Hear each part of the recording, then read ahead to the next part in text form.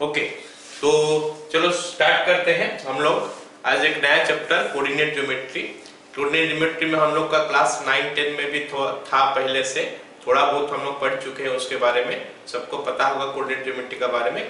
Okay, तो हम लोग फिर भी उससे शुरू से ही पढ़ते हैं और देखेंगे थोड़ा थोड़ा एक्स्ट्रा क्या चीज अभी हम लोग पढ़ने वाले हैं।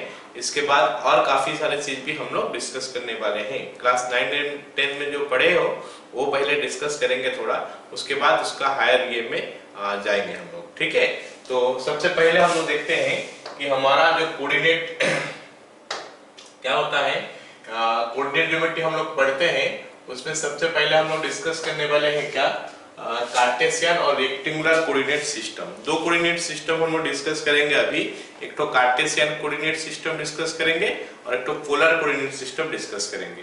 कार्टेशियन कोऑर्डिनेट सिस्टम जो होता है उसके बारे में सबको पता है पहले, खाली मैं अभी नाम थोड़ा बताऊंगा तो तुम लोग को सब पता चलेगा। अरे यही तो चीज हम लोग पढ़े थे, इसी का बारे में हम लोग डिस्कस कर रहे, पता चल जाएगा। ठीक है, ये हमारा एक्स एक्सिस हो गया, ये हमारा वाई एक्सिस हो गया, this is your X axis है ना, this is your Y axis. तो जब एक्स एक्सिस और वाई एक्सिस बन गया तो इन दैट केस हमारा यहाँ पे एक प्लेन बन चुका है। इस प्लेन को हम लोग क्या बोलते हैं, एक्सवाई प्लेन। तो अभी ये बोर्ड जो है ना, बोर्ड एक प्लेन बन चुका है, इस बोर्ड को हम लोग क्या बोलते हैं, एक्सवाई प्लेन। अब इंटरेस्टिंग सा बात क्या हो गया कि अब जब हम एक्सवाई प्लेन ड्रॉ कर लिए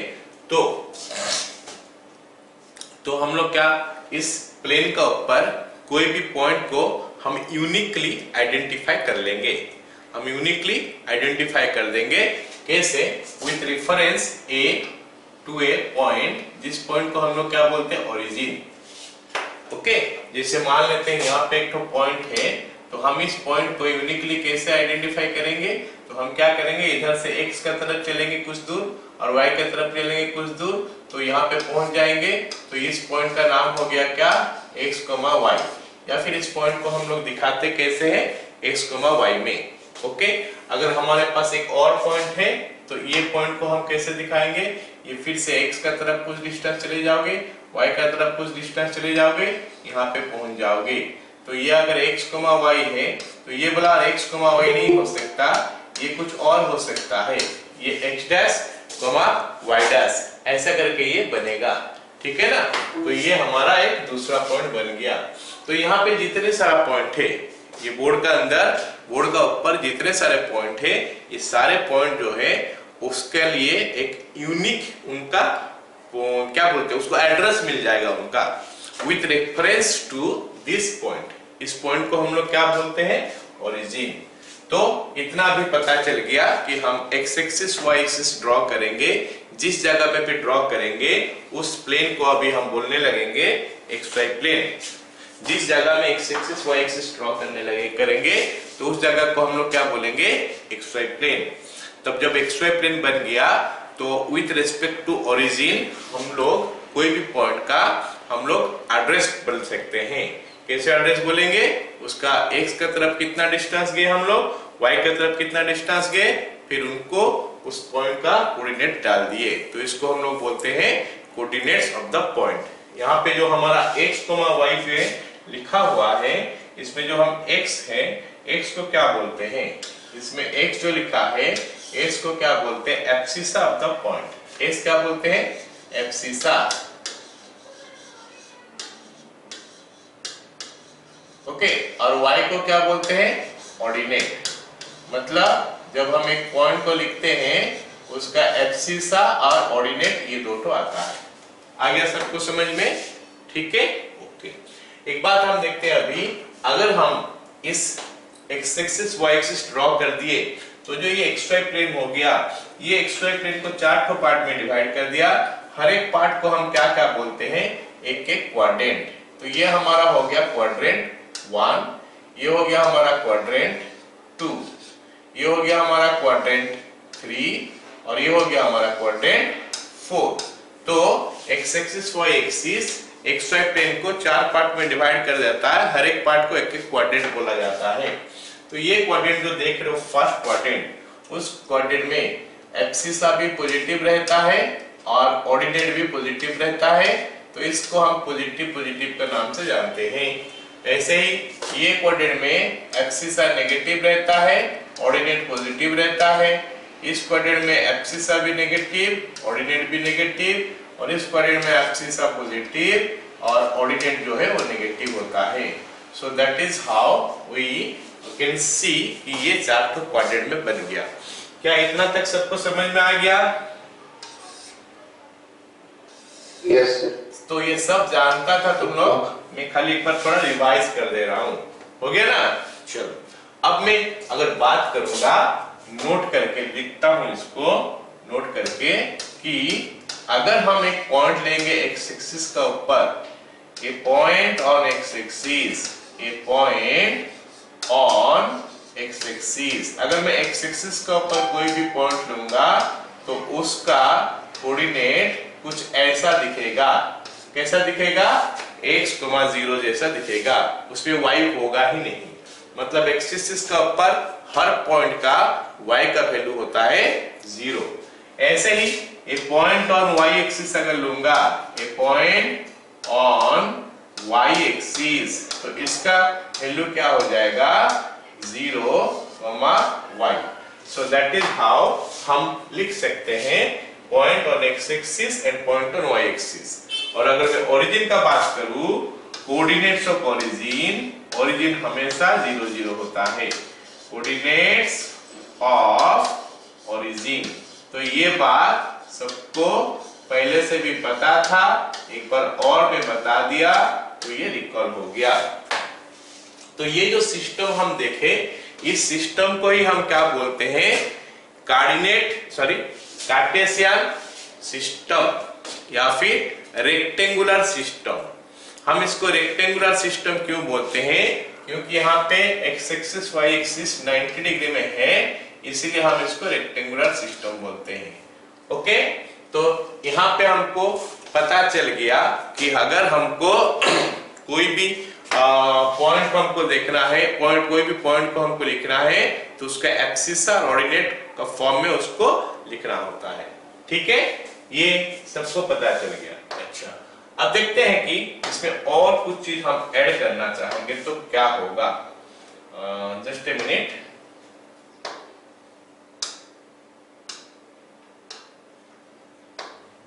ओके, चलो मैं अगर यहाँ पे एक्स एक्सिस और वाई एक्सिस लिख देता हूँ, X axis Y axis draw कर लेता हूँ, एक्स एक्सिस और ये वाई एक्सिस हो गया।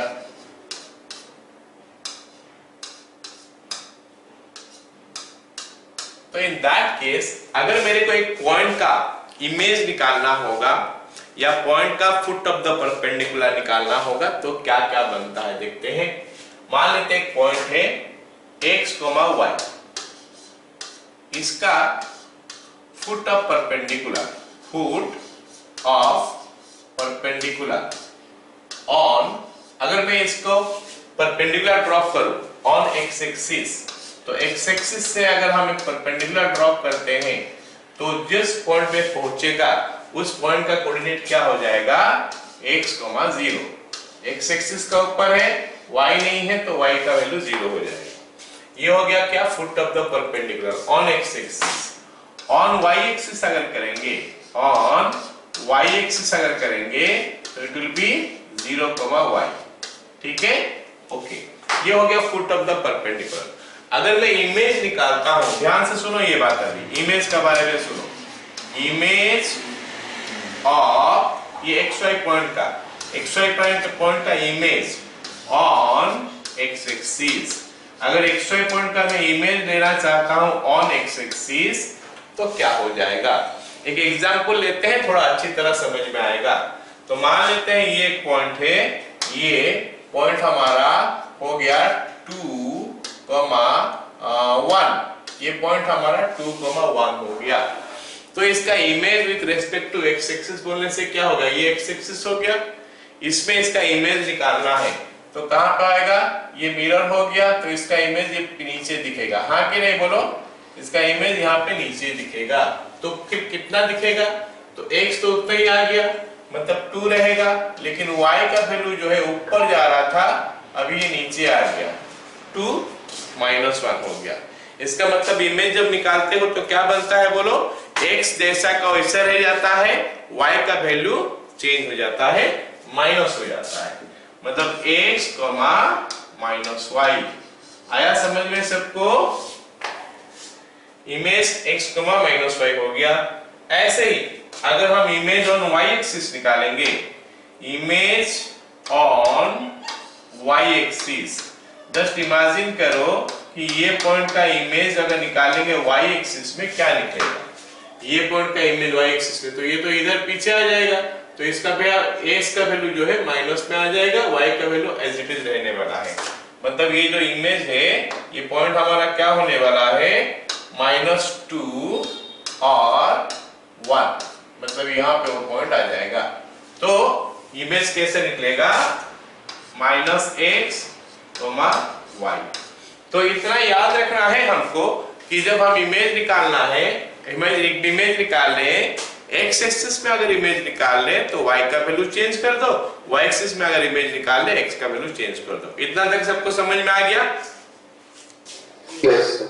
चलो आगे देखते हैं डिस्टेंस फार्मूला, जो कि पहले से पढ़ा हुआ है सब कोई। डिस्टेंस फार्मूला क्या होता है, distance between two points.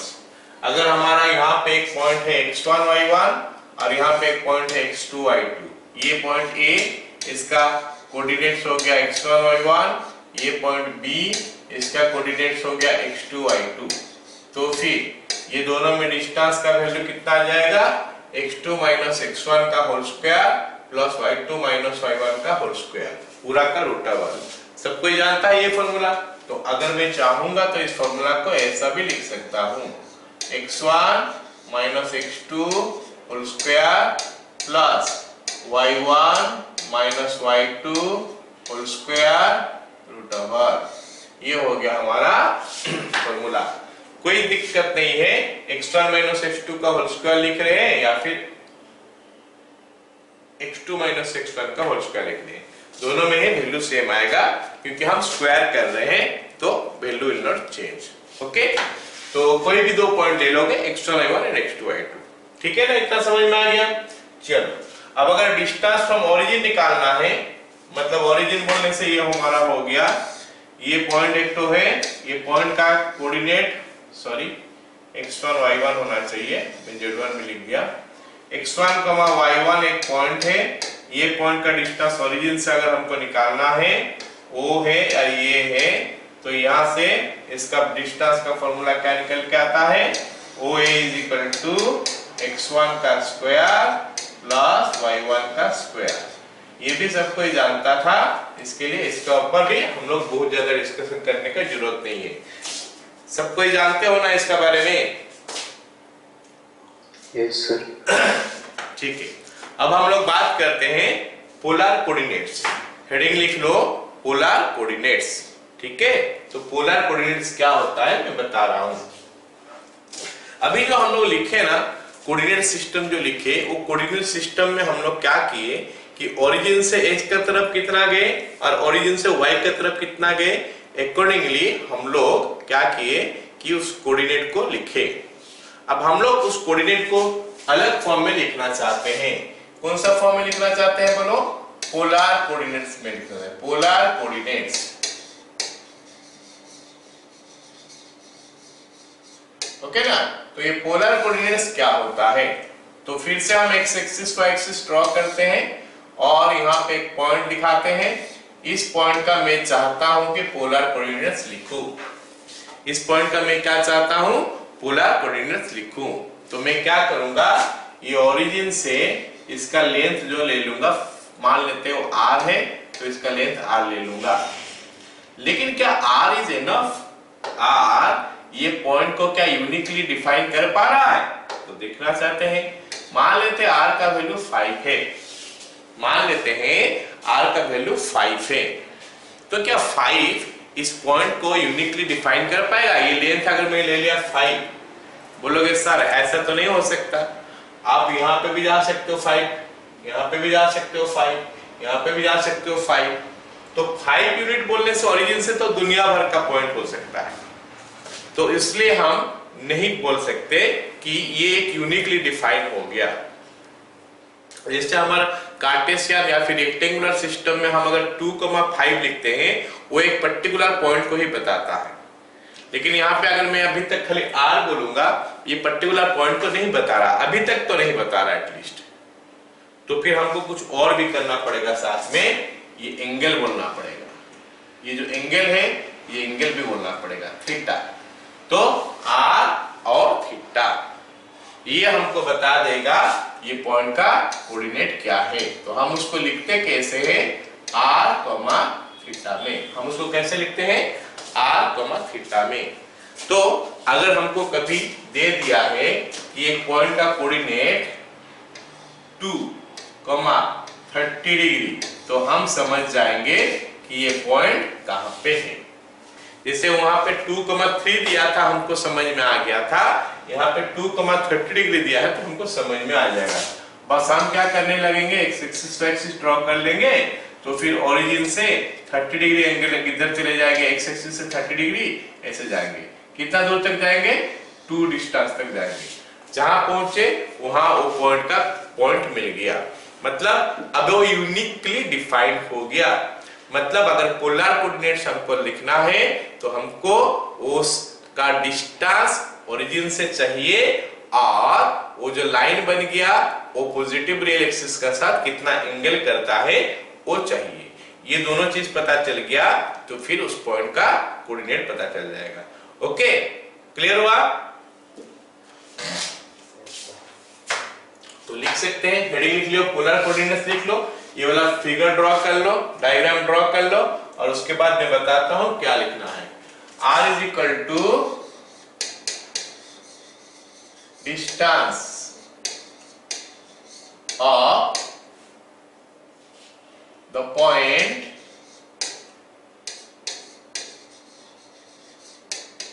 From origin. Okay, r हो गया distance of the point from origin, और थीटा क्या है, theta is equal to angle made by the line joining the point, angle made by the line joining the point to the origin.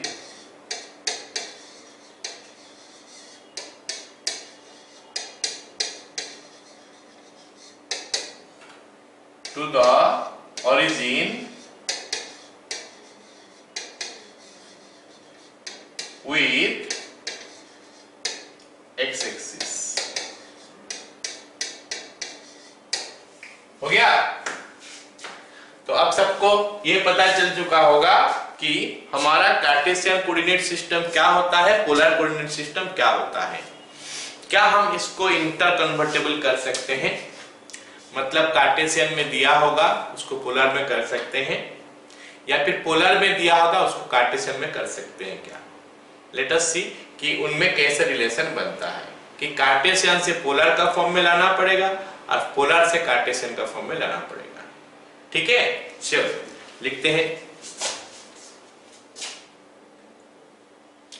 Relation between, heading रह गया क्या, relation between Cartesian and polar coordinates. Relation between Cartesian and polar coordinates, तो ये हो गया हमारा heading, relation between Cartesian and polar coordinates.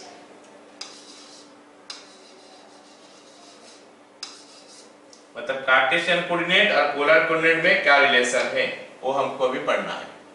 ठीक है, चलो देखते हैं कि कार्टेशियन से हम ये कैसे निकालेंगे। ठीक है, सबसे पहले हम देखते हैं कि कार्टेशियन से पोलर कैसे कन्वर्ट करेंगे।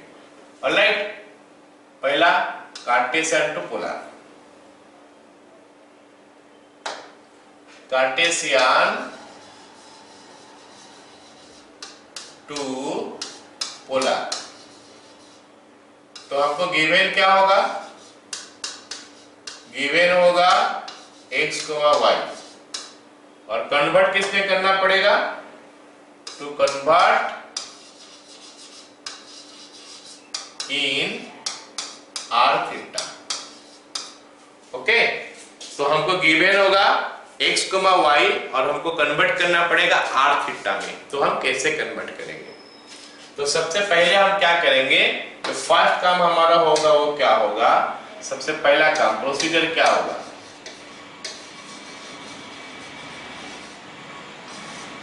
जरा देख लेते हैं। ये पॉइंट हमारा x, y हो गया, ठीक है ना। मैं इसको ज्वाइन कर लूंगा यहां से यहां तक, तो ये वैल्यू r है। तो r जो है it is nothing but root under X square plus Y square. I hope सबको समझ में आ रहा है। ये डिस्टेंस जो है X square plus Y square होगा, क्योंकि हम ऑलरेडी फॉर्मूला लिख चुके हैं कि ओरिजिन से कोई भी पॉइंट का डिस्टेंस का कोऑर्डिनेट होता है, एक्स फॉर्मूला होता है x1 square plus y1 square. अब अगर हम लोग पॉइंट ले रहे हैं x, y, इसका मतलब है कि ओरिजिन से इसका डिस्टेंस जो है वो हो गया हमारा कितना, x square plus y square का रूट ओवर। ऑलराइट, अब हम लोग क्या निकालने वाले हैं, थीटा निकालने वाले हैं। तो how to find out theta, let us see कि हम थीटा कैसे निकालेंगे।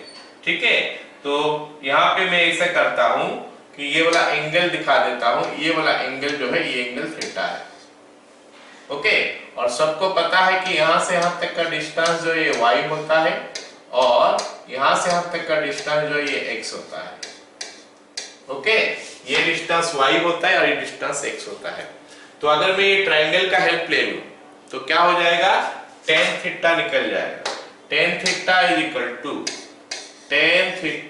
Equal to y by x। तो उसमें से हम क्या कर सकते हैं, थीटा निकाल सकते हैं। बोलो सबको समझ में आ गया? r कैसे निकालोगे, थीटा कैसे निकालोगे, सबको पता चल गया। How to find out r and how to find out theta. Okay, तो यहां से थीटा का वैल्यू निकल के आ जाएगा। जैसे अगर मैं बताऊं एक पॉइंट का कोऑर्डिनेट एग्जांपल का हिसाब से बोलूं तो एग्जांपल कि convert 1,√3 to polar form. Convert 1,√3 to polar form. तो क्या करोगे, पहला काम क्या करोगे, r का वैल्यू निकालोगे। r is equal to root under X square plus Y square होता है। यहाँ पे एक्स स्क्वायर बोलने से 1 का square which is your 1 plus √3 का square that is your 3 root over is equal to 2। बोलो सबको r का वैल्यू पता चल गया? Yes sir. अब हम लोग को क्या करना है, थीटा निकालना है। तो हम क्या करेंगे, tan थीटा ले लेंगे। tan theta is equal to y by x। यहाँ पे y कितना है, √3 है, x कितना है 1 है, तो √3 बाई 1 मतलब ये √3 हो गया। तो अगर tan थीटा √3 हो गया तो थीटा का वैल्यू कितना हो गया, 60 डिग्री ना, that is pi by 3। Therefore polar coordinates कितना हो गया बताओ, पोलर कोऑर्डिनेट्स हो गया हमारा r, थीटा होता है, r का वैल्यू 2 है, थीटा का वैल्यू पाई बाई 3 है। ये हमारा हो गया answer for this particular question. तो ये हम कन्वर्ट कर रहे हैं क्या, कार्टेशियन को पोलर में, कार्टेशियन को पोलर में कन्वर्ट कर लिए हम लोग। अब हम उल्टा करते हैं, क्या करेंगे, पोलर से कार्टेशियन कन्वर्ट करेंगे। मतलब r थीटा दिया होगा और उसमें से हम लोग निकालने वाले क्या है बताओ, एक्स वाई में निकालेंगे। ठीक है, r थीटा दिया होगा और उसमें हम एक्स वाई में निकालेंगे। ठीक है, अच्छा यहाँ पे एक चीज और बता दूं, डिपेंड करता है कि कौन सा कोऑर्डिनेट में है। ये जो है ना, कौन सा कोऑर्डिनेट मतलब कौन सा क्वाड्रेंट में है, उस हिसाब से हम तो थीटा का वैल्यू लेना पड़ेगा।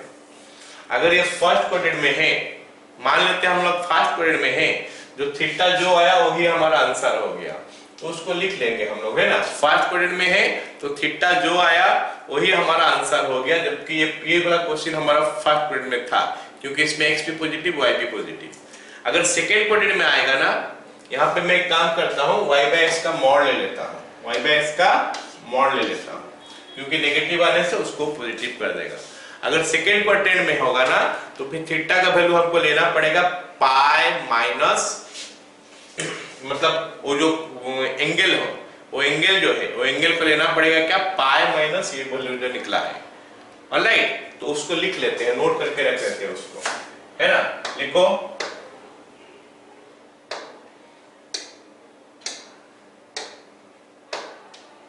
लिखो इफ, नोट करके रखना है इसको, if x, y belongs to quadrant 1, okay, then theta is equal to,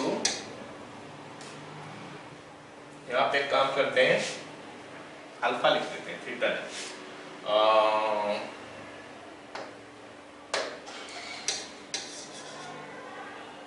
then alpha is equal to pi minus theta कर देते हैं, ओके।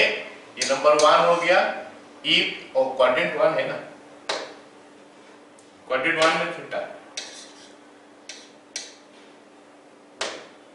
ओके। अच्छा, सेकेंड क्वाड्रेंट में होगा तो क्या करेंगे, if x, y belongs to quadrant 2, then alpha is equal to pi minus theta ले लेंगे, अल्फा इज इक्वल टू क्या ले लेंगे, पाई माइनस थीटा। थर्ड में अगर रहेगा तो if X Y belongs to quadrant 3, तो फिर अल्फा इज इक्वल टू क्या लेंगे, minus of pi minus alpha. ऐसे ही फोर्थ क्वाड्रेंट में अगर होगा तो if X Y belongs to quadrant 4, alpha is equal to minus theta लेंगे। यहाँ पे अल्फा हम क्या ले रहे हैं, पोलर कोऑर्डिनेट्स ऐसा लिख रहे हैं, पोलर कोऑर्डिनेट्स। पोलर कोऑर्डिनेट्स को हम कैसा लिखेंगे, 2, अल्फा। तो ये हमारा फाइनल हो गया, हर क्वेश्चन के लिए ये आंसर हम लिख सकते हैं। हम पढ़े तो क्या 2 थीटा में वो जनरल, मतलब एक तो स्पेशल केस लेके पढ़ लिया फर्स्ट पॉइंट में अगर होगा, लेकिन ये हमारा हर केस के लिए एप्लीकेबल है। मतलब हमको अल्फा निकालना पड़ेगा और सॉरी 2 का आंसर है, आर निकालना पड़ेगा और अल्फा निकालना पड़ेगा, तो फिर हमारा वैल्यू निकल के आ जाएगा। जैसे मान लेते हैं यही वाला क्वेश्चन को अगर हम दोबारा करते हैं, हम कोऑर्डिनेट्स अलग दे के दोबारा करते हैं, ये वाला क्वेश्चन को ऐसे यहाँ पे रख लेते हैं -1, √3। तो अगर हमको सवाल में पूछेगा कि बताओ कि इसका पोलर कोऑर्डिनेट्स क्या है, तो what will be your answer, तो बोलोगे सर यहाँ पे तो x, y दिया है मेरे को -1, √3, तो मैं लिख लिया ऐसे x, y। तो r का वैल्यू मेरे को बताओ कितना होगा, √1 + 3 that is equal to 2। I hope सबको समझ में आ रहा r। फिर हम थीटा निकालेंगे, तो मैं tan थीटा निकाल देता हूं पहले। tan theta is equal to, देखो यहाँ पे क्या लिखा है, tan theta is equal to y/x का मॉड लेने के लिए बोल रहा है, तो y/x का मॉड ले लेते हैं। y हो गया हमारा √3 और x हो गया -1, तो इसका मॉड ले लोगे तो ये हो गया √3।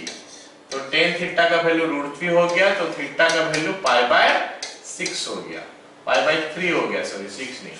तो ये बन गया हमारा क्या, थीटा। लेकिन ये हमारा अल्फा नहीं है, हमारा जो पोलर कोऑर्डिनेट्स में हम r और अल्फा लिखने वाले हैं, तो this is not alpha.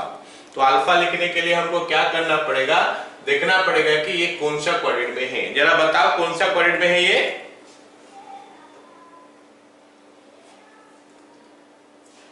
Second quadrant में है। क्योंकि ये सेकेंड क्वाड्रेंट में है, तो हम देख रहे हैं कि सेकेंड क्वाड्रेंट में क्या लिखा है, अल्फा का वैल्यू π-θ लिखा है। Therefore alpha is equal to π-π/3। π-π/3 कितना होता है, 2π/3। सो पोलर कोऑर्डिनेट जो हो जाएगा अभी हमारा फाइनल हो जाएगा क्या, पहले तो r का वैल्यू लिखेंगे जो कि 2 है, और थीटा का वैल्यू उसके बाद लिखेंगे 2π/3। क्या सबको समझ में आया ये कंडीशन सब? Yes sir. तो फिर हमको r के लिए तो कोई दिक्कत नहीं है, वो तो x square plus y square का रूट ओवर हमेशा आएगा। लेकिन जो अभी मैं फाइनली में जो लिखा उस हिसाब से अल्फा वैल्यू निकालने के लिए सबसे पहले हम थीटा निकालेंगे। थीटा निकल जाएगा, फिर हम देखेंगे कि वो कौन सा क्वाड्रेंट में अकॉर्डिंगली अल्फा वैल्यू निकलेगा। तो ये बन गया हमारा, क्या बताओ, कैसे हम कार्टेशियन से पोलर करते हैं। अभी हम देखेंगे पोलर से कार्टेशियन कैसे करते हैं। हो गया ना? हेडिंग लिख लो पोलर से कार्टेशियन, हेडिंग लिख लो पोलर टू कार्टेशियन। नेक्स्ट हम लिख लेंगे हेडिंग पोलर टू कार्टेशियन, ये आराम से बनेगा पोलर टू कार्टेशियन।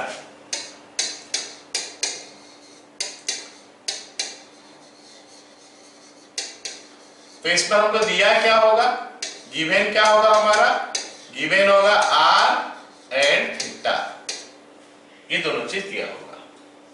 ओके, और हम क्या करेंगे, इसको पोलर में कन्वर्ट करेंगे, सॉरी कार्टेशियन में कन्वर्ट करेंगे। मतलब to find x, y, to find x, y, बस ये चीज हमको निकालना है। तो इसमें बहुत आसान है, कोई दिक्कत नहीं है। ये एक्सिस y एक्सिस यहाँ पे एक पॉइंट दे देगा r, थीटा, वो अल्फा का फॉर्म में ही देगा, जो स्क्वाड्रेंट में होगा अकॉर्डिंगली थीटा का वैल्यू देगा। तो हम इसको ज्वाइन कर दिए ऐसे करके, एक नाम दे दे रहा हूं मैं यहाँ पे, है ना, यहाँ पे कंस्ट्रक्शन करके नाम दे दे रहा हूं। ये कंस्ट्रक्शन हो गया, इसका नाम O हो गया, इसका नाम A हो गया, इसका नाम B हो गया। यहाँ से यहाँ तक R है बोल के सबको पता चलना चाहिए, ये थीटा है बोल के पता चलना चाहिए। ये पॉइंट का कोऑर्डिनेट हम x, y भी लिख सकते हैं, प्रोवाइडेड मेरे को x का वैल्यू पता तो चले और y का वैल्यू पता तो चले। तो x का वैल्यू जो है हम फिगर में देख रहे हैं, क्या है x का वैल्यू बताओ तो। फिगर का x का वैल्यू क्या है, OB, x is your OB। यहां से यहां तक x है ना, और यहां से यहां तक y है। y का वैल्यू हमारा क्या है, AB। All of you are getting it, OB इज योर x और AB इज योर y। चलो ये ट्राइंगल देख लो थोड़ा, ये ट्राइंगल देख लो, OAB ट्राइंगल। OAB ट्राइंगल में मेरे को बताओ तो cos थीटा क्या बाय क्या होता है।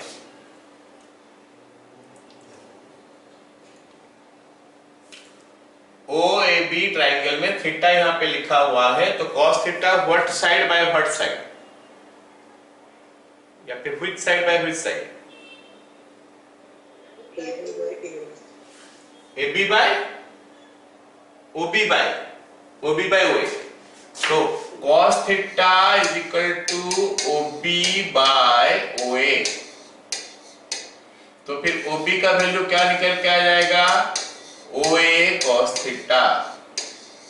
लेकिन OA तो R है, OA तो R है, तो ये R cos थीटा हो गया, और OB तो हमारा x है, तो x is equal to R cos theta.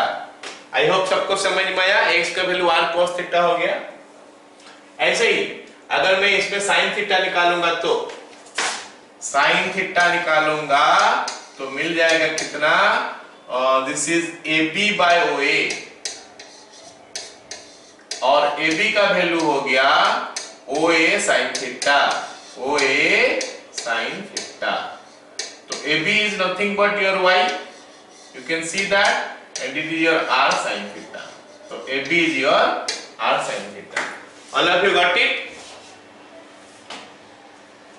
Yes sir. ठीक है, चलो यहां से हमको पता चल गया कि x का वैल्यू जो होता है R cos थीटा होता है, और y का वैल्यू जो होता है R sin थीटा होता है। x is R cos theta और y is R sin theta. तो ये हमारा निकल के आ गया क्या, coordinates in Cartesian form. So this is your Cartesian form, Cartesian coordinates. Alright, तो अगर मेरे को कहीं पे बोला है, क्वेश्चन मेरे को बोला है कि कन्वर्ट, ये बोला है convert 3,√3/2 to Cartesian form. Oh sorry, 3 comma √3/2 कहां बोल रहा हूं, 3 comma π/4 to Cartesian form, 3 comma π/4 to Cartesian form.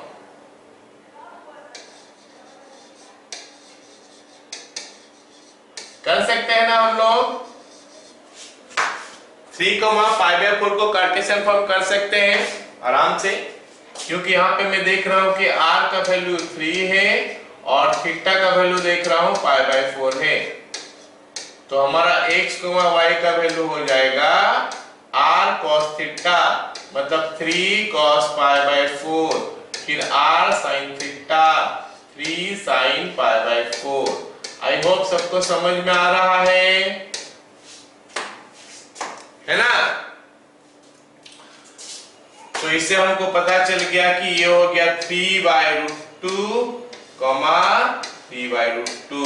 सो उस हिसाब से हम पोलर से कार्टेशियन कर सकते हैं, कार्टेशियन से पोलर कर सकते हैं। All of you are getting it ना? चलो आगे देखते हैं क्या है। आगे हमारा हो गया क्या, सेक्शन फार्मूला। आई थिंक सबको पता है ये फार्मूला क्या होता है। ये फार्मूला सबको पढ़े हो ना? ये फार्मूला देखो क्या है, सेक्शन फार्मूला जो रेशियो डिवाइड करता है, इसको इंटरनली अगर डिवाइड करेगा तो mx2 + nx1 / m + n, my2 + ny1 / m + n, है ना? my2 + ny1 / m + n। Okay, ऐसे ही अगर एक्सटर्नली डिवाइड करेगा तो ये फॉर्मूला दिस वन माइनस आ जाता है बीच में, और अगर मिड पॉइंट का बात आ गया तो this is the formula. Internal division का मतलब क्या हो गया कि लाइन जो है कुछ ऐसा होगा, ये कंडीशन, ये हमारा x1 y1 है, ये हमारा x2 y2 है। This is x1 y1, this is your x2 y2, और यहाँ पे एक पॉइंट है, कहीं पे भी एक जगह में एक पॉइंट है जो कि इसको m/n रेशियो में डिवाइड करता है, और इसी चीज को हम लोग बोलते हैं क्या, इंटरनल डिवाइड किया है। तो फिर ये इसको, ये पॉइंट का कोऑर्डिनेट क्या है, हम क्रॉस में मल्टीप्लाई करते हैं, इस m के साथ x2 को, n के साथ x1 को by m + n, ऐसे ही my2 + ny1 by m + n। तो ये हो गया एक इंटरनल डिवीजन। अगर एक्सटर्नल डिवीजन का बात हो रहा है तो यहाँ पे एक पॉइंट है और यहाँ पे एक तो पॉइंट है। ये पॉइंट का कोऑर्डिनेट हमारा फिर से x1, y1 हो गया, ये पॉइंट का कोऑर्डिनेट हमारा x2, y2 हो गया। तो फिर बाहर में एक तो पॉइंट है, दोनों को ज्वाइन करने से दोनों का बीच में नहीं है, दोनों का बाहर में, दोनों को ज्वाइन करोगे तो यहाँ से यहाँ तक में वो पॉइंट नहीं है, इसके बाहर वो पॉइंट है, यहाँ पे वो पॉइंट है सपोज। तो यहाँ से शुरू से यहाँ तक ले लोगे तो यहाँ पे ये m हो गया, यहाँ से यहाँ तक ले लोगे तो यहाँ से यहाँ तक n हो गया। तो फिर उस पॉइंट का कोऑर्डिनेट कितना है निकाल के बोलो। तो उसके लिए वो फॉर्मूला है mx2 - nx1 by m - n, my2 - ny1 by m - n। ठीक है, और फाइनली क्या हो गया, मिड पॉइंट। मिड पॉइंट बोलने से पूरा बीच में ही पॉइंट है, ये दोनों को इक्वली डिवाइड कर रहा है। ये पॉइंट x1 y1 हो गया और ये पॉइंट x2 y2 हो गया। तो इसका मिड पॉइंट मतलब ये जगह में पॉइंट हो गया। तो this one is equal to this one. तो ये पॉइंट P है, तो P का कोऑर्डिनेट जो है ये आता है। ये तो पहले भी जानता था, एक बार हम डिस्कस कर लिया, हो गया। चलो अब एक सवाल करते हैं, अच्छा सा सवाल है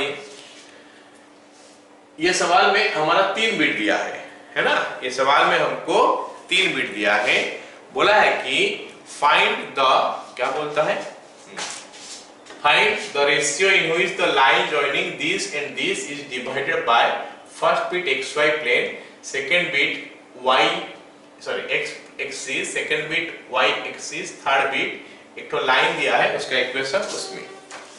ओके, एक काम करते हैं ना, इसको ना पूरा ड्रॉ ही कर लेते हैं, इसको पूरा ड्रॉ ही कर लेते हैं और थोड़ा फील ले लेते हैं कि क्या बोला है एग्जैक्टली। तो पॉइंट दिया है हमको 2 - 3 और 5 6।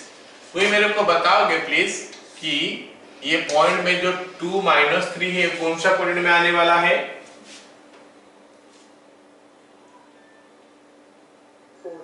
Fourth quadrant. फोर्थ क्वाड्रेंट बोलने से यहाँ पे 1 2 आ गया, -3 कुछ यहाँ पे, ये हो गया हमारा 2 - 3। ठीक है, दूसरा बोला है क्या 5 6। 5 6 तो फर्स्ट क्वाड्रेंट में आएगा, 5 और 6 somewhere here से ये हमारा 5, 6 आ गया। हो गया। अब सवाल हमको क्या बोला है?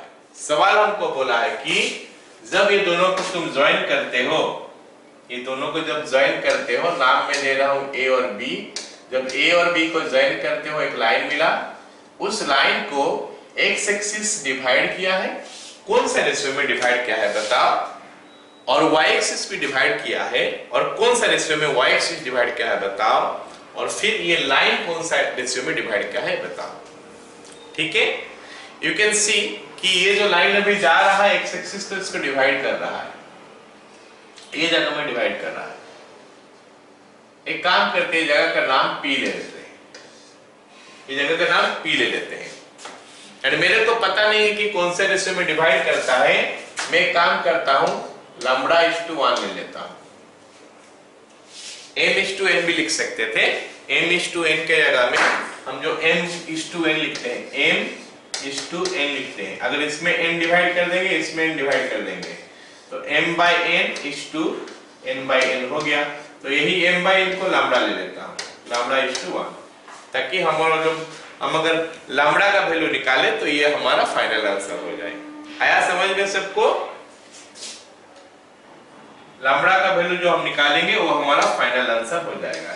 ठीक है, चलो अब ये क्वेश्चन को करने का स्टार्ट करते हैं। ठीक है, चलो लिखो पहले, लेट, फिगर ड्रॉ हो गया ना, फिगर ड्रॉ हो गया सबका। फर्स्ट बिट कर रहे हैं, late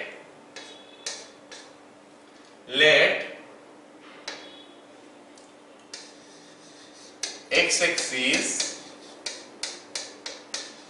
divides, let x axis divides the line AB in a ratio λ/1 at p। Okay, λ/1 at p। अब तो मैं फिगर देख रहा हूं, नहीं देखने से हम हमेशा उसको इंटरनल डिवीजन में लेंगे। ये फिगर में कर दिया हूं, ठीक है। अगर नहीं करता तो हम ऐसे सोचते हैं, हम क्या सोचते हैं ऐसे कि यहाँ पे एक पॉइंट है 2 - 3, यहाँ पे एक पॉइंट है 5 6, और इसका बीच में कहीं पे एक पॉइंट है जो कि इसको λ/1 में डिवाइड करता है, ये पॉइंट P है। तो हम यही सोच के लिखेंगे वैल्यू, क्या लिखेंगे, m/x2, therefore P = हम क्रॉस मल्टीप्लाई करेंगे, जरा देखना, ध्यान से देखना, क्रॉस मल्टीप्लाई करेंगे, m/x2 λ/5 हो गया, plus n/x1 1/2 λ/5 plus 1/2 divided by, नीचे में λ+1, ये हमारा इसका x कोऑर्डिनेट हो गया। फिर हम इसका y कोऑर्डिनेट निकालेंगे, x कोऑर्डिनेट तो हो गया, अब y कोऑर्डिनेट निकालते हैं। कैसे निकलेगा, λ/6 क्रॉस होगा, λ इधर होगा मल्टीप्लाई और 1 इधर होगा, तो λ/6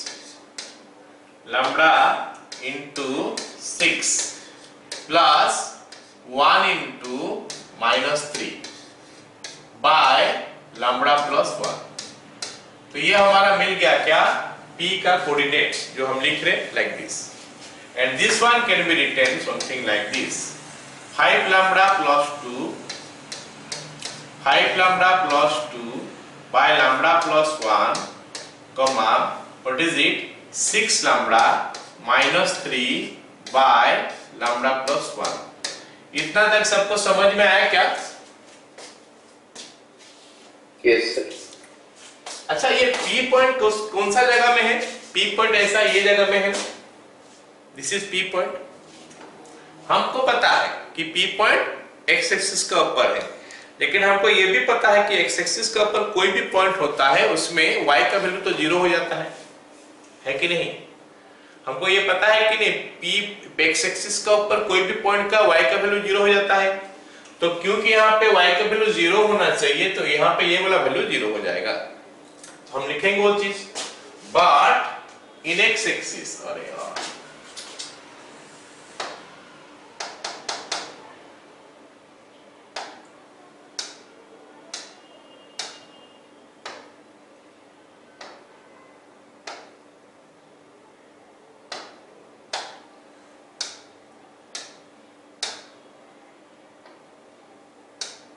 लिखेंगे क्या? But in x axis y is equal to 0, वो लिखेंगे है ना।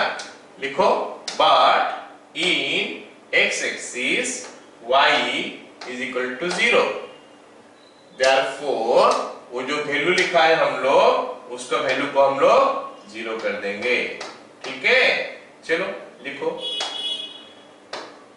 But in y axis sorry x axis, but in x axis y is equal to 0, therefore 6 lambda minus 3 by lambda plus 1 is equal to 0.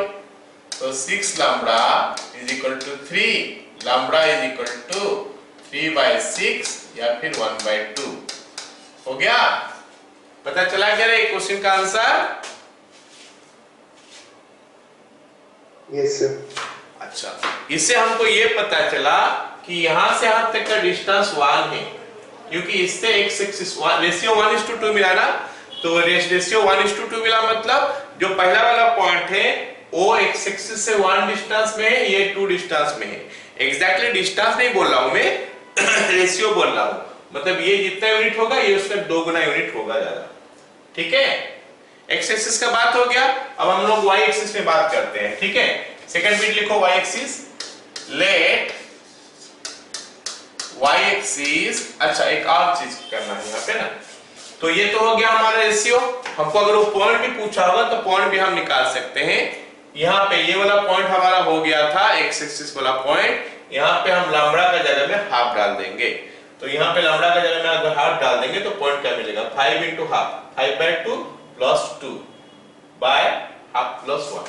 तो point लिख लेते हैं ना, P is equal to 5/2 plus 1 है ना, 2 है बाय लैम्डा प्लस 1, मतलब half plus 1, और वो तो 0 हो जाएगा, लैम्डा प्लस 1, और वो वाला वैल्यू 0 हो जाएगा। So what we are getting now, ये हो जाएगा हमारा 4, 9 डिवाइडेड बाय, यहाँ पे कितना हो जाएगा 3, 9/3, 0, मतलब 3,0। मतलब x एक्सिस में वो जो पॉइंट हम देख रहे हैं, ये पॉइंट का कोऑर्डिनेट कितना हो जाएगा? 3,0। एनीवे, अब हम लोग y एक्सिस के लिए बात कर रहे हैं। लेट y एक्सिस लिखते हैं ना, let y axis divides the line AB in a ratio lambda is to 1 at P. Let y-axis divide the line joining, divide the line AB in a ratio lambda is to 1 at P. तो P का coordinate पूरा ditto same निकलेगा, क्योंकि हम अलग कुछ नहीं लिख रहे हैं, ये जैसा लिखा है पूरा डिट्टो का डिट्टो उतर के आ जाएगा। तो 5 lambda plus 2 by lambda plus 1 लिखते हैं।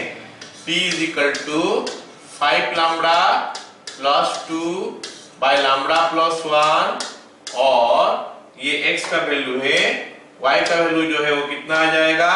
6 lambda minus 3 by lambda plus 1। लेकिन ये जो पॉइंट है ना, ये y एक्सिस में है, but P lies in y axis. अब ये क्वेश्चन करते समय कंफ्यूजन हो जाएगा, क्योंकि सर तो p उस समय बोले थे x एक्सिस, अभी y एक्सिस बोल रहे हो, तो हम एक काम करते हैं, उसका नाम p ना रख के q रखते हैं। तो यहाँ पे हम लोग इसको q कर देते हैं, क्या q लिख देते हैं इसको। तो फिर मेरे को बता दो प्लीज कि ये q y एक्सिस का ऊपर है, तो फिर y एक्सिस में कौन सा चीज जीरो होता है? x जीरो होता है, तो हम वो चीज लिखेंगे, but in y axis x is equal to zero, but in y axis x is equal to zero. y axis में x का वैल्यू जीरो होता है, देयरफॉर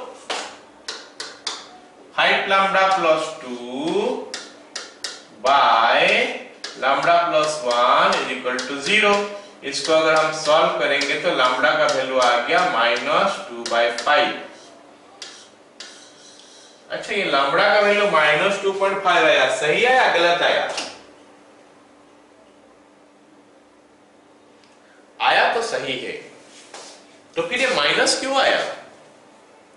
माइनस जो है ना वो इंडिकेट करता है, माइनस जो है वो इंडिकेट करता है कि ये वाला पॉइंट जो है ये एक्सटर्नल डिवीजन है, ये इंटरनल डिवीजन नहीं है, ये एक्सटर्नल डिवीजन है। तो हम क्या लिखेंगे? देयरफॉर y एक्सिस, हम लिखेंगे कुछ ऐसा, therefore y axis divides, therefore y axis divides AB in a ratio 2:5 externally, in a ratio 2:5 externally। ठीक है, यहाँ पे मेरा बात का पर थोड़ा ध्यान देना और ध्यान से सुनना, मैं क्या बोलने जा रहा हूं। हमारा तो आंसर निकला क्या? -2:5, लेकिन मैं -2:5 नहीं लिख रहा हूं, मैं क्या लिख रहा हूं? 2:5। हमारा आंसर निकला -2:5, लेकिन मैं आंसर लिख रहा हूं 2:5, लेकिन साथ में मैं एक्सटर्नली भी लिख रहा हूं। तो या तो तुम लिखोगे आंसर में इन ए रेशियो -2:5 कंप्लीट, या फिर लिखोगे 2:5 externally. You are getting it ना? या तो लिखोगे -2:5 इंटरनली, सॉरी एक्सटर्नल, सॉरी -2:5 उतना ही खत्म, या फिर लिखोगे 2:5 externally. Are you getting it?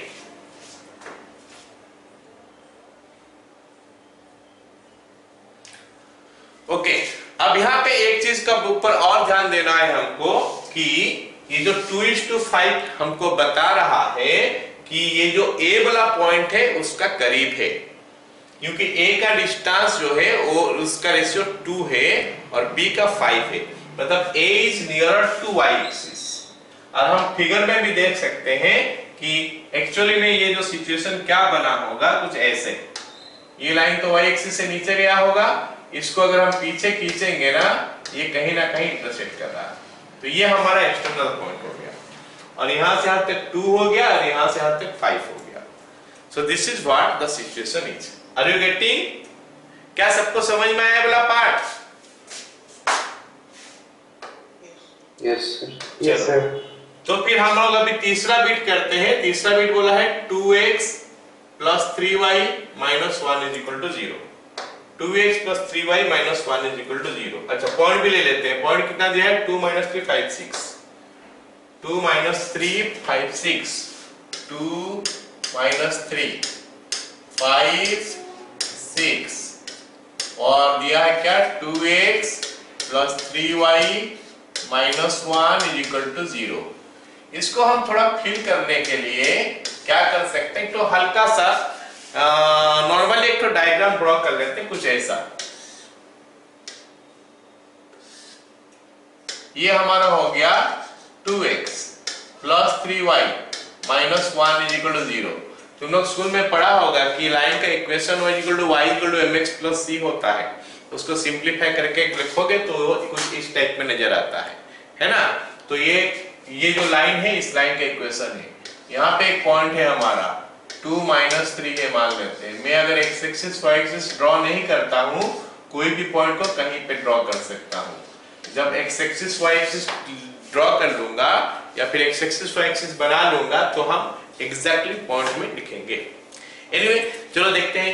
ये दोनों को जॉइन करोगे तो एक लाइन मिला, ये लाइन इस लाइन पे इंटरसेक्ट हो गया, वो पॉइंट फिर से P हो गया। सपोज ये A हो गया, ये B हो गया। मेरे को पूछा है कौन सा रेशियो, मैं सोच लूंगा कि λ/1 PQ, इसको R लिख देते हैं, नहीं तो कंफ्यूज हो जाएगा सेम क्वेश्चन में, है ना। लेट लिखते हैं answer, let the line 2x plus 3y minus 1 is equal to 0 divides AP in a ratio λ/1 at R। तो R का कोऑर्डिनेट लिखते हैं, कितना हो रहा है, कैसे होगा बताओ, क्रॉस मल्टीप्लाई होके चलेगा। तो लैम्ब्डा × 5, लैम्ब्डा 5 के साथ 1 2 के साथ, तो ये हो गया 5 lambda plus 2 by lambda plus 1। फिर क्या हो जाएगा, lambda × 6, 6 lambda plus 1 × -3, that is -3 हो गया, डिवाइड बाय लैम्ब्डा प्लस 1। चलो, उस पिछले दो ठो क्वेश्चन में तो हम देखे थे कि ये x एक्सिस में आ गया, y एक्सिस में आ गया, लेकिन ये क्वेश्चन में तो ऐसे नहीं है। तो उसमें तो हम x 0 कर दिए थे, इस जगह में y 0 कर दिए थे, तो इसमें क्या 0 करेंगे, तो 0 तो हो नहीं पाएगा। फिर इसको कैसे करेंगे, तो इसको करने का तरीका होता है कि ये जो पॉइंट है इस लाइन का ऊपर है, तो ये पॉइंट इस लाइन को सेटिस्फाई कर जाएगा। ये लाइन को सेटिस्फाई करने का कर लेगा का मतलब हो गया क्या, कि x के जगह में हम अगर पुट कर देंगे ये, y के जगह में अगर पुट कर देंगे ये, तो फिर ये 0 हो जाएगा। तो लिखेंगे वो चीज, as R lies on the line, as R lies on the line, so it will satisfy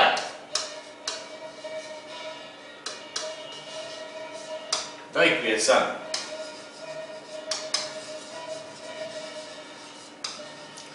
और ये सेटिस्फाई का मतलब क्या हो गया, x के जगह में y के जगह में पुट हो जाएगा। Therefore 2 × 5 lambda plus 2 by lambda plus 1 plus 3 ×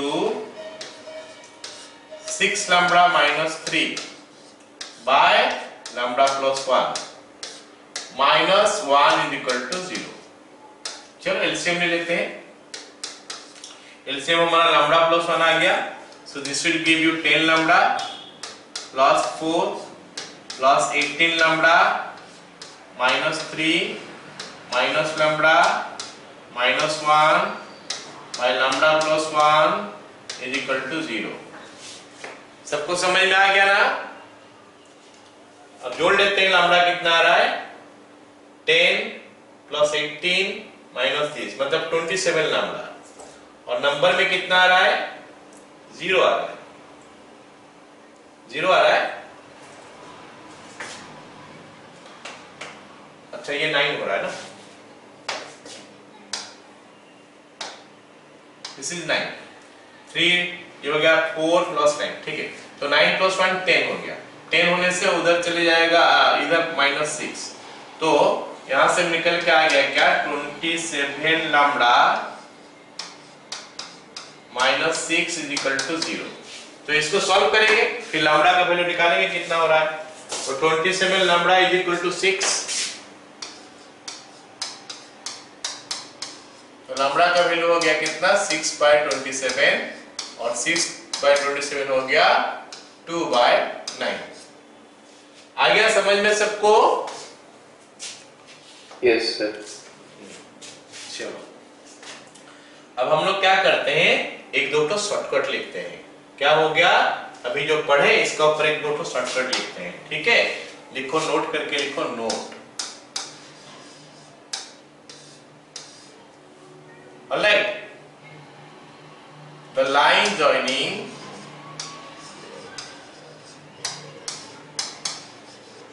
इसको हाईलाइटेड करके रखना है। The line joining x1 y1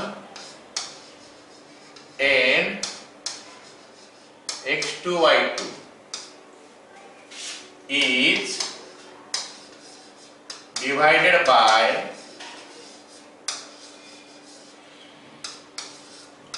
first bit x axis in a ratio, मतलब बिना निकाले हम बोल सकते हैं in a ratio। Okay, the line joining x1 y1 and x2 y2 is divided by x axis in a ratio। क्या हो जाएगा, minus y1 is to y2। Okay, minus common नहीं है, यहीं पे है minus. Second bit y axis in A ratio minus x1 is to x2। ये हो गया हमारा फॉर्मूला, शॉर्टकट। फॉर्मूला नहीं है, शॉर्टकट है, तो हम इसको अप्लाई कर सकते हैं। तो अगर मैं कभी पूछूं कि बताओ भाई 2,3 है और 4,9 है, तो मेरे को बताओ कि एक्स एक्सिस इसको कौन सा रेशियो में डिवाइड किया है, तो what will be the answer? -3:9। इसका मतलब हो जाएगा ये -1:3। मतलब एक्स एक्सिस इसको एक्सटर्नली डिवाइड कर रहा है।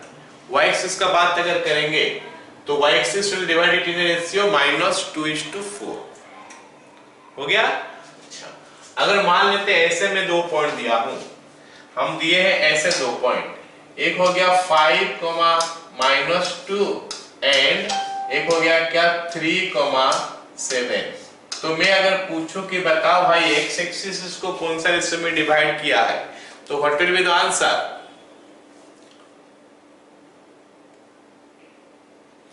एक्स एक्सिस इसको कौन सा रेशियो में डिवाइड किया है, तो व्हाट इज द आंसर? 2:7। 2:7। खत्म।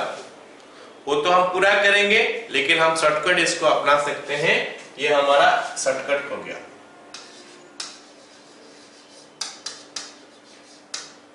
ये सवाल सबको क्लियर है ना? ये सवाल जो डिवाइड करता है कौन सा रेशियो में, तो सबको पता चल गया कैसे होता है। ठीक है, चलो अब हम लोग ट्रायंगल का बारे में बात करते हैं। अच्छा, ट्रायंगल में 3-4 तो इंपोर्टेंट पॉइंट है, सबको पता है क्या? ट्रायंगल में 3-4 तो इंपोर्टेंट पॉइंट होता है।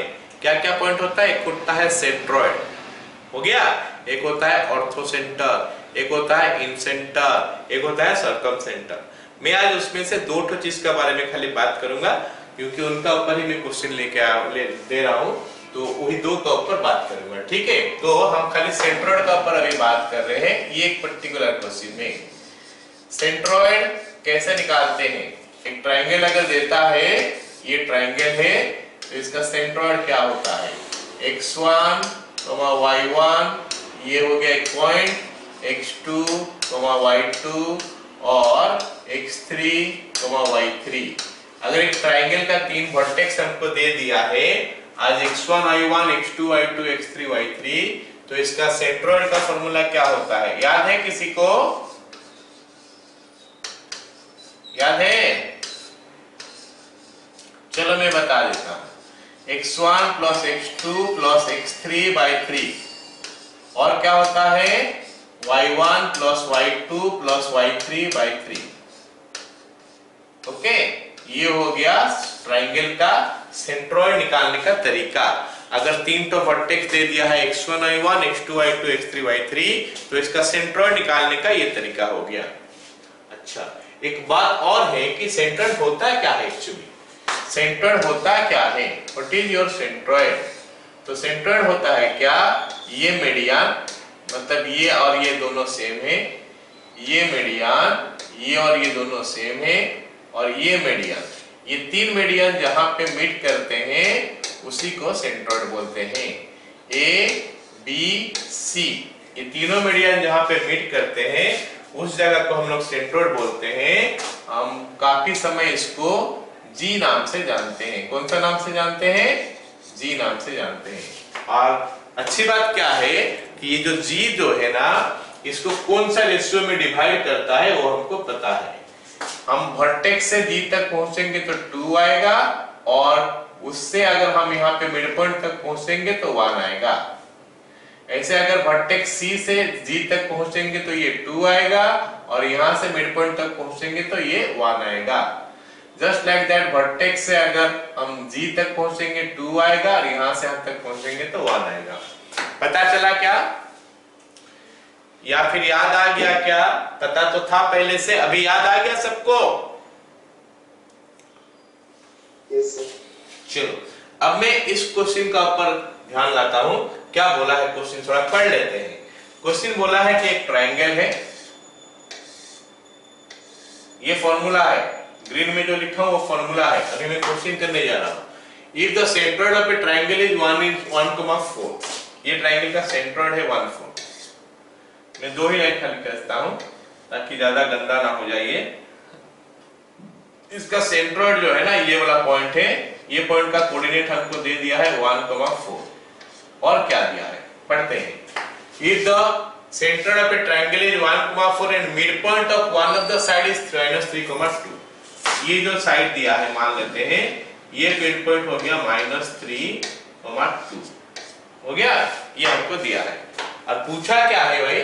पूछा बोला है कि find the vertex opposite to this side. ये जो साइड का मिड पॉइंट दिया है इसका ऑपोजिट साइड ऊपर में जो है उसका वर्टेक्स बताओ, मतलब ये पॉइंट का कोऑर्डिनेट बताओ। तो मैं अगर इसको A नाम देता हूं, इसको B नाम देता हूं और इसको C नाम देता हूं, तो मैं इस पॉइंट का कोऑर्डिनेट निकालना चाहता हूं, मतलब P और Q निकालना चाहता हूं। Okay, so what are the things given? जितना तक लिखा हुआ है वो गिवन है। एक एक्स्ट्रा चीज जो हमको गिवन है वो मैं बता दिया तुम लोगों को कि ये 2:1 रेशियो में डिवाइड करता है। पता चला सबको? हो गया? चलो हम ऐसे करते हैं कि ये पॉइंट का नाम को D देते हैं, ये पॉइंट जो है इसका नाम B देते हैं और ये सेंट्रोइड का नाम जो G देते हैं नॉर्मली। तो हम लिख सकते हैं ऐसे, G divides AD in a ratio, कितना रेशियो में AD को डिवाइड करता है? 2:1। Therefore G is equal to, जरा बता दो G क्या होगा? क्रॉस होके मल्टीप्लाई होता है ना, क्रॉस होने से क्या होगा? 2 किसके साथ मल्टीप्लाई होगा? -3 के साथ, मतलब 2 into -3 that is -6 plus 1 multiply हो जाएगा ऊपर में P के साथ प्लस P डिवाइडेड बाय कितना? 2 + 1। ऐसे ही 2 मल्टीप्लाई होगा इसके साथ 4 प्लस 1 मल्टीप्लाई होगा Q के साथ बाय 2 + 1, जो कि मेरे को मिल गया कितना? P -6/3 और साथ में 4 या फिर Q + 4/3। प्लीज टेल मी, सबको समझ में आया यहां अब तक? Yes, sir. लेकिन है क्या? ये तो हमारा G वाला पॉइंट मिला है, G तो मेरे को पहले से दे रखा है, G is already given to me। तो इसको P -6/3 को हम 1 लिख देंगे और Q + 4/3 को 4 लिख देंगे। ठीक है, तो लिखते हो चीज, but P is given as, लिखते हैं but P is given as 1,4। Therefore P -6/3 is equal to 1। P -6/3 is equal to 1। या फिर p minus 6 is equal to 3, p is equal to 9। ऐसे ही q plus 4/3 is equal to 4, तो q plus 4 is equal to 12 या फिर q is equal to 8। Therefore हमारा जो point जो था ऊपर में a लिखा हुआ था जो कि p और q था, दैट इज बिकम्स 9,8। बोलो सबको समझ में आया क्वेश्चन? Yes sir. चलो एक और क्वेश्चन करते हैं जो इसका लास्ट क्वेश्चन है। Find the circumcentre of the triangle which vertices are this. तो हम लोग थोड़ा बात कर लेते हैं पहले सर्कमसेंटर का ऊपर, सर्कमसेंटर का ऊपर पहले बात कर लेते हैं, फिर इस क्वेश्चन में हम लोग सर्कमसेंटर निकालेंगे। एक ट्रायंगल है ना, एक ट्रायंगल है, इसका सर्कमसेंटर कौन सा चीज होता है? ये A है सपोज, ये B है सपोज, ये C है। सर्कमसेंटर इनका बीच में एक पॉइंट होता है जिससे तीनों वर्टेक्स का डिस्टेंस सेम हो जाता है। मतलब मान लेते हैं ये सर्कमसेंटर P है, तो PA is equal to PB is equal to PC, PA is equal to PB is equal to PC। ये सर्कमसेंटर है। और यार P is equal to circumcentre, circumcentre समझ में आया कि नहीं? सर्कमसेंटर क्या होता है? ऐसा एक पॉइंट है जिससे तीनों वर्टेक्स का डिस्टेंस सेम होता है। और ये मिलता कैसे है? सबको पता होगा कि इसका परपेंडिकुलर बाइसेक्टर, इसका परपेंडिकुलर बाइसेक्टर, इसका परपेंडिकुलर बाइसेक्टर, जहां पे मीट करेगा उसको बोलते हैं सर्कमसेंटर। बस हम जाने वाले नहीं है उसमें, बस इतना इतना तो सबको पता चल गया। तो यहाँ पे नोट करके एक पॉइंट लिखना है, for right angle triangle, for right angled triangle circumcenter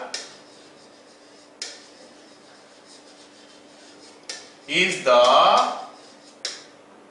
midpoint of hypotenuse। ये फॉर्मूला नोट करके रखना है। अगर हमारा क्या नाम है उसका, राइट एंगल ट्रायंगल है तो सर्कमसेंटर हो गया क्या? Mid point of hypotenuse. तो ये क्वेश्चन में हम ऐसे ही 3 पॉइंट दिए हैं जिसका जो राइट एंगल होगा शायद। देखते हैं क्या है। तो यहाँ पे 3 पॉइंट जो है हम x axis Y axis draw करके लोकेट करते हो 3 पॉइंट को, है ना। क्या क्या पॉइंट है? एक तो हो गया 4,5, 4,5, 1 2 3 4 5 कुछ यहाँ पे हो गया यार। और एक क्या हो गया बताओ? -6,5, -6 कहां पे है? इधर -6,5, 2 पॉइंट हो गया। ये हो गया 4,5, ये हो गया -6,5 हो गया। अच्छा और क्या है बताओ? और एक पॉइंट है 3,-2, मतलब x3 है y-2 है, कुछ यहाँ पे होगा शायद 3,-2, x पॉजिटिव y नेगेटिव, यहाँ पे ये 4 है ना, ये 3 -2, ये वो ट्रायंगल बन गया 3,-2। नहीं वो नहीं है तो इसको निकालना पड़ेगा पूरा। ठीक है, एक काम करता हूं, मैं थोड़ा क्वेश्चन चेंज करके बता रहा हूं, उससे करने से p लेके करना पड़ेगा तो टाइम लगेगा। मैं क्वेश्चन को हल्का सा चेंज कर देता हूं ताकि हमको आसानी से ये फॉर्मूला को यूज करके कैसे निकालते मैं वो बता पाऊं तुम लोगों को। ठीक है, तो यहाँ पे सॉरी तीसरा पॉइंट जो है ना, मैं काम करता हूँ, ये 2 पॉइंट ऐसे रह गया, तीसरा पॉइंट को यहाँ पे ले आता हूँ कहीं पे। ओके, x4 है तो ये दूसरा 2 पॉइंट है, तीसरा पॉइंट को कर देता हूँ 4,-2। ठीक है, चलो ड्रॉ कर लो इसको, तीसरा पॉइंट लिख लो 4,-2। तो हम कैसे करेंगे? तो ये केस में लेट मी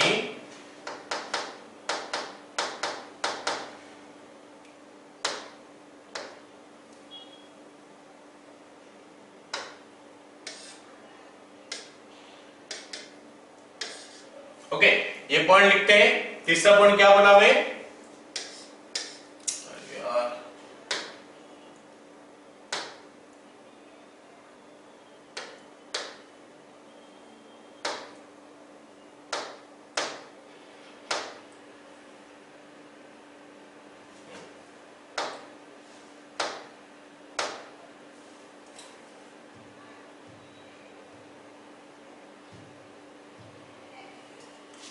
तीसरा पॉइंट क्या बोला, 4, -2 बोला ना, तो इसको मैं हटा देता हूं, ये पॉइंट को, और इसका जगह मैं लिख देता हूं 4, -2। तो फिर हमारा तीसरा पॉइंट 4, -2 यहां पे आ जाएगा। ऑलराइट, तो इसको ज्वाइन करोगे तो ये हमारा राइट एंगल ट्रायंगल बन गया। कहां पे राइट एंगल फॉर्म हो रहा है, ये जगह में राइट एंगल फॉर्म हो रहा है ना। तो फिर इसका सर्कमसेंटर कहां पे आएगा, ये जो देख रहे हो हाइपोटेन्यूज, इसका मिड पॉइंट होगा। तो हम लिख सकते हैं being a right angle triangle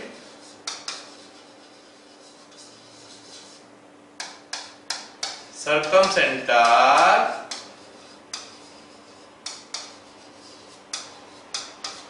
is the midpoint of hypotenuse. Okay, therefore circumcenter कितना होगा बता दो रे, क्या आएगा circumcentre, this plus this by 2 -6 + 4/2, mid point का फॉर्मूला ही होता है ना, -6 + 4/2, और ये हो जाएगा हमारा कितना 5 - 2/3। ये हो गया हमारा -1, 1। अरे ठीक है सर, 2 होगा ना, 3/2। तो इसका सर्कमसेंटर हो गया। अगर ओरिजिनल क्वेश्चन को हम ले लेते तो हमको क्या करना पड़ता, पॉइंट लेना पड़ता PH, K, फिर PA = PB करना पड़ता, एक इक्वेशन मिलेगा H, K में, फिर PA = PC करना पड़ता, एक और इक्वेशन मिलता है H, K में, फिर वो दो इक्वेशन को सॉल्व करते तो उसके बाद मिलता सर्कमसेंटर। तो हम इतना लंबा प्रोसेस में नहीं जाना चाहते हम, इसीलिए हम एक पर्टिकुलर इस फॉर्मूला को यूज करने के लिए हम क्वेश्चन को हल्का सा चेंज किए, ठीक है। एनीवे, तो आज का क्लास हम लोग यहाँ पे खत्म करते हैं।